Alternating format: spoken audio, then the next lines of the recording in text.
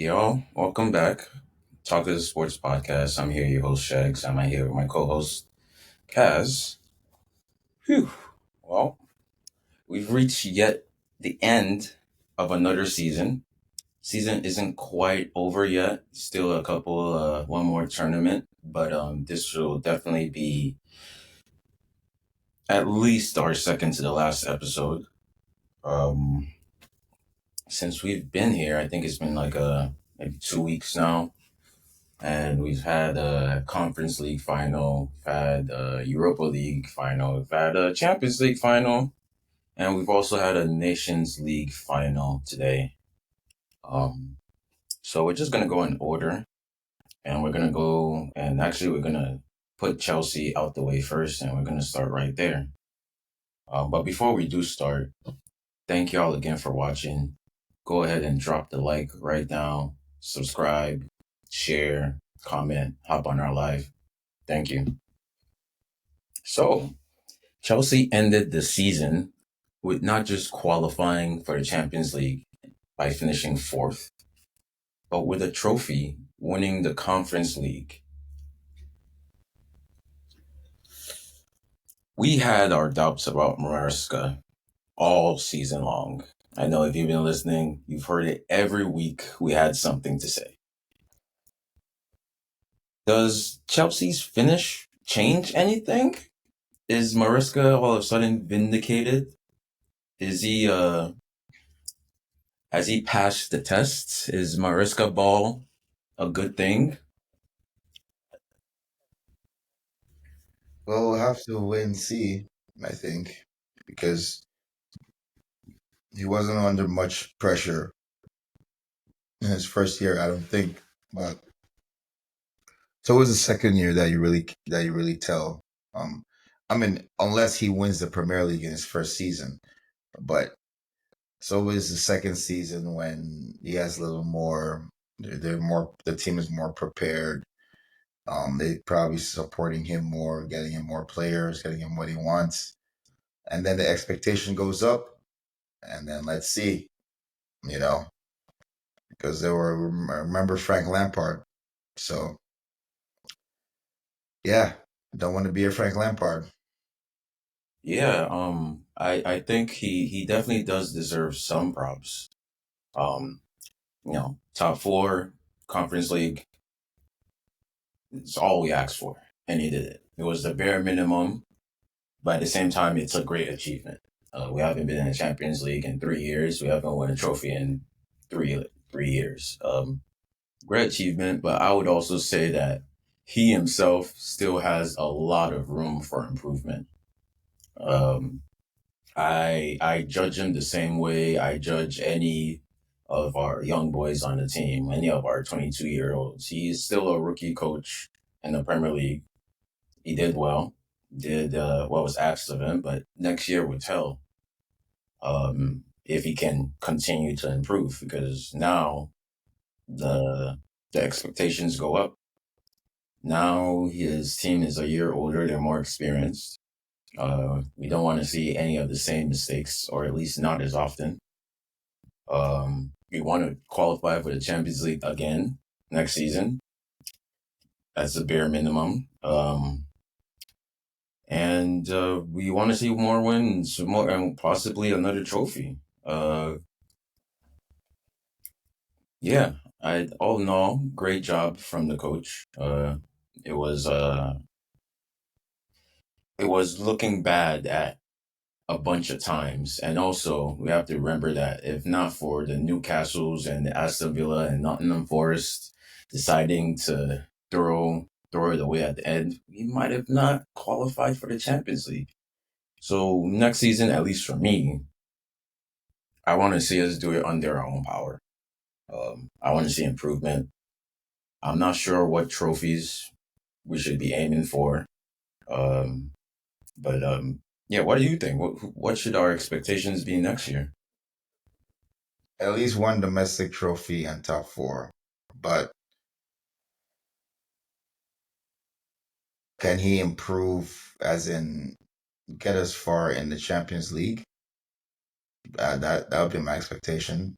At least get us to the knockout round and beyond, challenge for the Champions League. I'm not saying win it, but challenge for it. Don't just bow out like, all right, I'm gonna head out. Like, no, man. Like, we need you to like actually like try to win the Champions League. Try to win the FA Cup. Try to win the A league. domestic trophy, yeah. Try And you to play, yeah. try to get as close to the top as you can. Like, don't just write it off because now you become like you started off winning. We want to see the winning continue. Um, I'd say at least in the Champions League, getting out of the league phase is a no brainer. So at least quarterfinals, like the first round of knockout phases. Yeah, Quarterfinals. Yeah, yeah, at that's least quarterfinals. yeah, that's like bare minimum. And it's not. You have to try to win every competition. No more resting players for League Cup knockouts. Like, no, we want to win that. So yeah, I'd say the ball is definitely in his court. We got a couple. Well, one signing. We got Liam Delap, who should help. You know, young English striker. What do you think about Liam Delap? I don't know. I'll have to see what he does in our shirts because whatever he did with Ipswich Town doesn't matter. Yeah, he's taking the number 9, so at least we know he's brave. Not that I think the shirt curse thing is just it's a mental thing. It doesn't really affect you that much. You're either good or you're not. And our strikers just haven't been good enough. Doesn't matter what. I've never had a good number nine. Swear. Yeah, it doesn't matter what short number they take. Like most of them are just not good enough. So it's like, you think you're good enough? Like show us. He's going to a Club World Cup. Mm. Um, so we'll possibly see his debut in the first event. Streets are saying he's the next Diego Costa, but they always say that. Like if they're white, he's the next Diego Costa, or at least light skinned. If they're black, they're the next Drogba. Every time without fail. So we'll see. We're watching, and like yeah, transfer window should be a good one too for us. I think Kepa is leaving. Jamie Bino Gittins. Gittins looks like he's agreed terms. He's on his way. Sancho is gone. Thank you for that goal. Ooh, thank you for the memory, Sancho. um, Sterling definitely gone.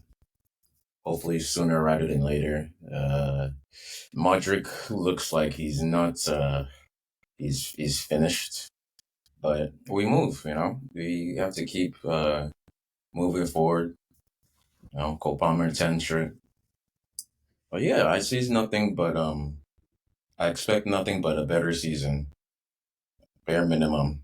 Everybody, we know what we want. Um, quick question before we go into the next topic. Shouldn't you know how the Super Cup is like the Champions League winner versus Europa League winner? Don't you think that at least I think shouldn't the Conference League winner play the Europa League winner in order to decide who actually plays against the Champions League winner? Or is Conference League? I mean, I I don't know. I think it would make a lot of sense if you I just want. don't know. I just don't know. They already have a lot of games, so you're adding another game. I don't know, man. I'm sure they wouldn't complain about that one more game. But hey, I think it'll be pretty interesting, especially since they're gonna add more games anyways. They're gonna find a way. I think this would be one of those extra games where nobody really complains too much. It's a chance to win another trophy.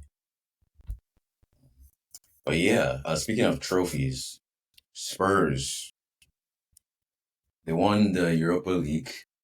First trophy in 17 years, first European trophy in 40 years. And then they sacked Big Ange. Yeah. Don't worry, they're still Spurs. They just have a trophy allergy. Yeah, yeah. They sacked Poach 2 months after getting up to the Champions League final. They sacked Marino. What was it? 4 days before Cup final. Sacked Ange. Well, a week or two after winning them Europa League. Um, Honestly, I was definitely Ange in. I thought the third season would be better than the second season. I guess we just never know. But them sacking him now, it's just classic Spurs for me. Like they might go another 17 years without winning a trophy. Like with Ange, if you had said, I say, okay, maybe you win something again in the next 3-ish years, or at least you make it to the Champions League again next season, or at least back in Europe next season. Now, I'm not even gonna. They're cooked, man. They're back to being Spursy. I don't. I know everybody was wondering what would happen if they won a trophy. What would happen to Ange? I guess we'll never know. Guess we'll never know. Yeah, it's very Spursy. They always manage to screw it up for themselves, and now they're talking about Thomas Frank. Like, come on, man. Like, funniest thing that's gonna happen is Big Ange gets a job at another Premier League club, like Nuno did, and then he performs. We've seen this script before. But yeah, congratulations to Spurs, though. I believed in y'all. I believed y'all would win. You won. Congratulations. But now I'm going back to disrespecting you and not believing in you because I'm not like we all love Big Ange. It's only Daniel Levy and Cole that didn't don't like winning. But hey, not my club, not my problem. Um, Champions League final also happened.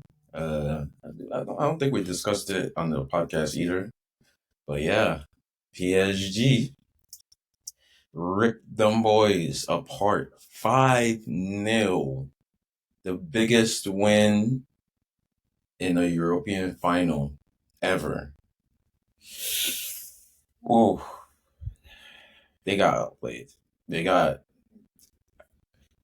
Do we need to do a deep dive? Do you want to explain how Inter managed to lose that badly? They were just old midfield. Just got outplayed. It's not really that much of a deep dive. Yeah, they were just outclassed in every department. And unfortunate for them, it was 5-0. But sometimes the score line doesn't tell the whole game, but that score line does tell the whole game. They just got absolutely dominated. Congratulations to PSG and their coach on the treble. Uh, Quadruple, actually. Quadruple. Yes, it was a quadruple. I think the first one. Yes, it has to be the first one. Um, yeah, PSG are a problem, and they will be back next year in the Champions League. I feel bad for the rest of the Uber Eats McDonald's league because PSG are gonna keep dominating there, unless Paris FC steps up. Shout out Paris FC. First time in their top flight for like 40 years. Since Their 79. their stadium is literally across the street from the PSG stadium, and their owners are richer than the PSG owners. So there might be some competition coming to France, especially if they spend big and they avoid transfer bans. I think that's an interesting development for them. Absolutely. Yeah. Apart from that, we got a whole load of interesting signings, transfers. Zane Wirtz to Liverpool for 130 mil. Yep. I think Liverpool are getting fleeced if they pay that amount. They are definitely getting fleeced. There's no way that man is worth 130 mil, 70 mil tops, 85. I think teams need to stop Stop spending 100 mil on players. It's ruining everything because not every player's 100 mil. It's like Gittins. Dortmund want 80 to 100 mil. I'm just like, why? For what? Mm, Um, I especially heard when I heard they accepted 35 mil. no doubt they declined 35 mil, but oh, I'm missing them up. I was talking about Hugo Ekite. Well, that's Frankfurt. Yeah, from they're the ones, but yeah, it's just there's very few players worth 100 mil, especially not young 22-year-olds. It's just not doesn't make sense. And Well, like, you must remember it's what his club values him at. So if you're paying that, that's on you. yeah, It's what the club values him at. Like we value Cole Palmer close to 100 mil. So if you pay that, that's on you. yeah, it doesn't make sense to splash that much on a player, especially when you know he's like, if they actually spend that much, I'm just gonna call the flop incoming. That's just first season in the Premier League. It's not gonna work out. And then you see like City. What would qualify him to be a flop?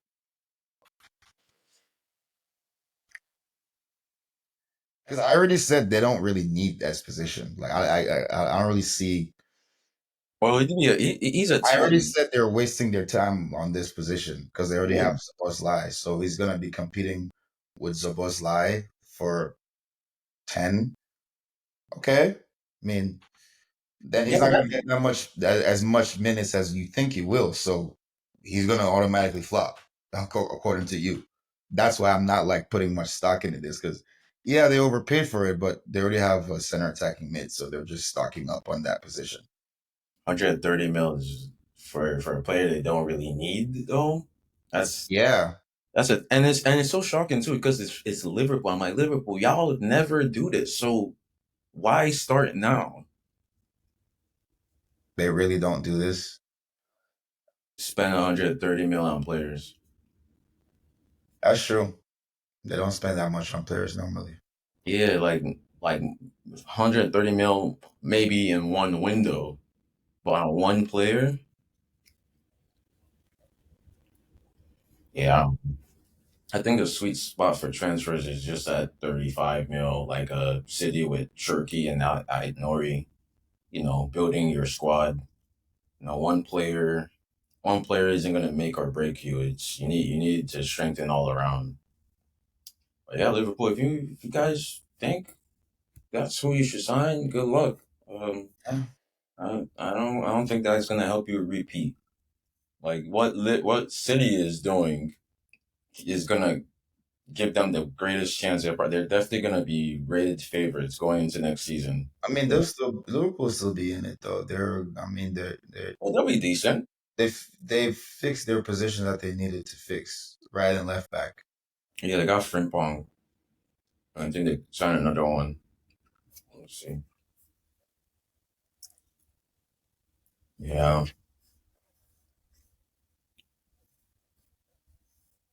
definitely think at least.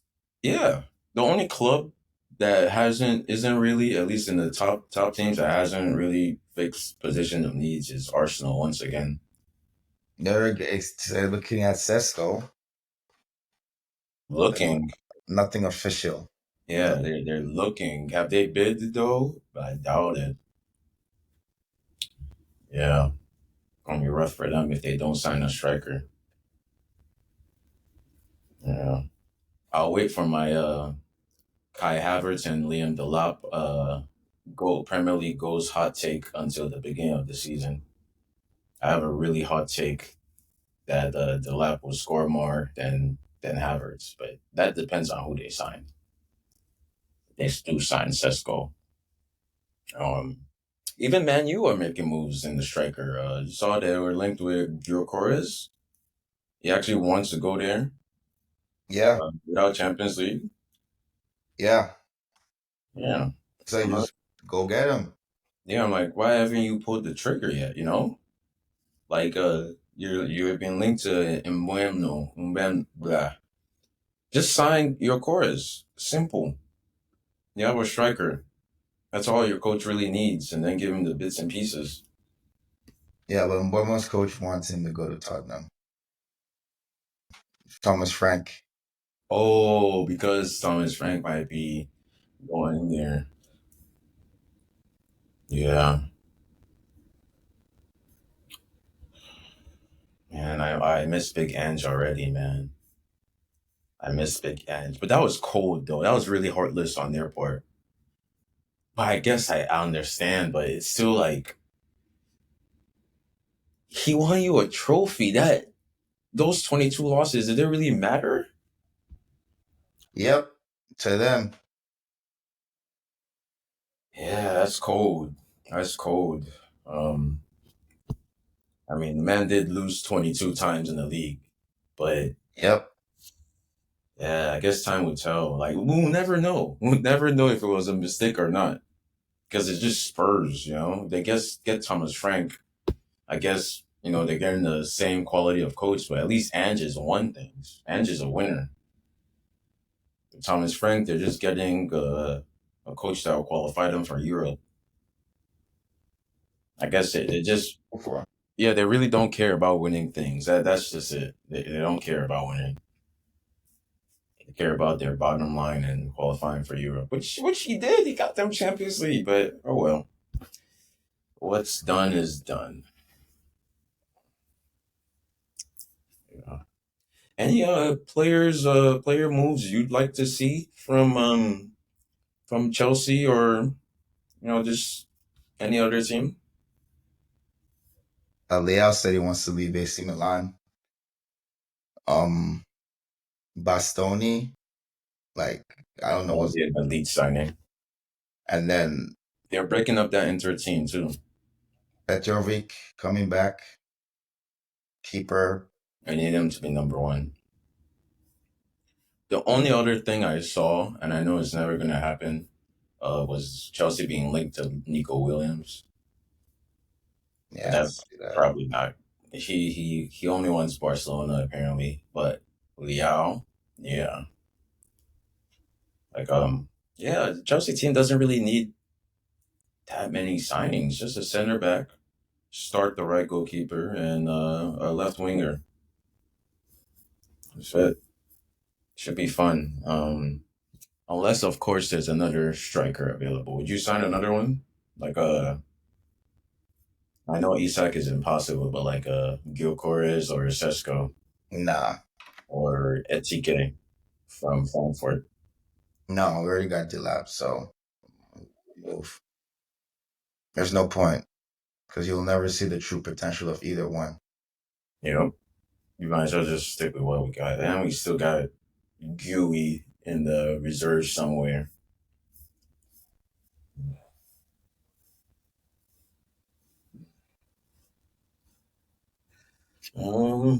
Yeah, but last topic of the day, Nations League final. Spain lost for the first time in 20 games. You know, there's been a lot of hype about Lamine Yamal, and I get it. I get it. But me personally, I don't think he deserves the Ballon d'Or. I don't think. I think, and this is gonna sound crazy. I think he's overrated. Just a little bit. Just a little bit. I think the reason he gets so much hype is because he's 17. If he was doing this at 22, it would just be, oh, he's a great player. But it wouldn't be, oh, he's the best player in the world. And I just don't think he is. Like his stats, his goals and assists, like people are treating him like he's Messi, but he's not. And I think all of this is just putting too much pressure on the young boy's shoulder. Always asking him in interviews, like, why is he even holding press conferences at 17? I can't say what I was doing at 17 on this podcast, but I think it's getting too much. It's getting too much for him, and I think we need to stop calling him the best in the world because he's not. We need to stop comparing him and just let him enjoy being a young, talented footballer. That's just my take. And of course, Nations League doesn't doesn't decide who wins any individual trophy. It's a whole season. Shout out to Portugal though.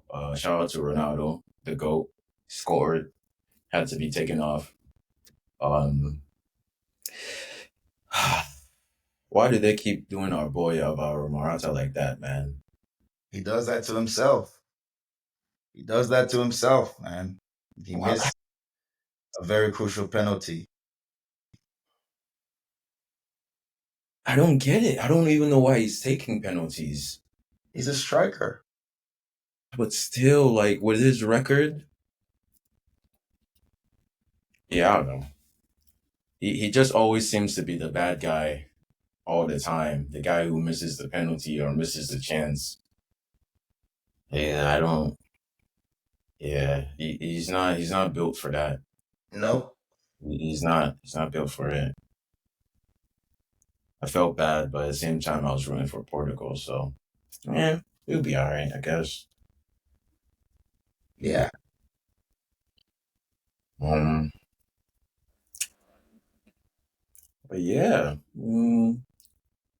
went through these topics fairly quickly.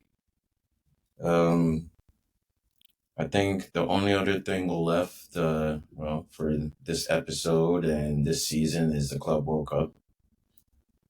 Um, I know you said we're capable of winning that. I now agree. I think I saw how the draw would pan out, and I think if we win our first three games, we're very strongly placed to win it. Um, it's either going to be Bayern, Benfica, or Boca Juniors. So yeah, we might end the season with another trophy. It'd be nice to it'd be nice to have. Um, anything you'd like to discuss or shout out or debate? Thing really. I think we touched on everything. That's Just it. Go ahead. no, go on. Yeah, like thank you guys for tuning in again. Sorry this was a short one, but the season is over. We told you guys last episode. Um, we will be back. Like I said in the beginning, this is either the second to the last or third to the last, but we will be back for the Club World Cup. Depending on how that goes, Just that's one more going thing. to be in about. OKC, UFC, KFC, YesCers, and 5. Yes. Thank you for reminding me. Thank you. Yes, there's in six for me though. But yes, I agree. It's the Pacers' turn. This is our year. Halliburton doing dark arts. I have to get a Halliburton jersey for the next episode. Same. I need it. But yeah, it's it's scary in OKC. The Halliburton is in town. There might be a couple explosions. Yep. Uh, from inside the arena. Please don't panic if it does happen. But yeah, yes, sirs. I think that's tonight, right? Tonight. Tonight. Yeah, they probably already started the pregame. But yeah. Well, we're both Pacers fans here, rooting for the Pacers. That's another thing that we will be back to talk about too. The NBA Finals. I have to make sure to put that in the agenda next time so I don't forget. But yeah, thank you guys so much for stopping by once again. Thank you. 37 episode. Thank you so much of the season. Go ahead, drop a like, comment, share, subscribe. Right. Thank you. We'll see you again in about 2 weeks. Peace.